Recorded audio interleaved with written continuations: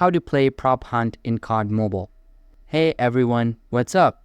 In today's video, I'm going to show you how to play prop hunt in Call of Duty Mobile. Prop hunt is a seasonal mode, which means it's not always available. So I'll show you exactly where to find it if it's currently live. First, go ahead and open COD Mobile and tap on the multiplayer rank section. Next, hit the OK button to proceed. To access prop hunt, you'll need to create a private match. So tap the three vertical lines in the top right corner of the screen and select private from the menu. Once you've selected private, hit the confirm button. Now that you're in the private match settings, go ahead and tap on the map selection area, for example, shipment, and make sure you're on the core tab. After that, scroll all the way to the right side of the game mode list.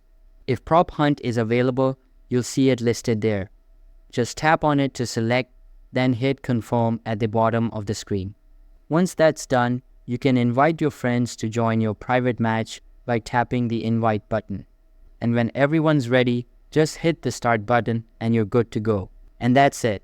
That's how you can play prop hunt in COD Mobile. If you found this helpful, don't forget to like the video and subscribe for more quick tutorials.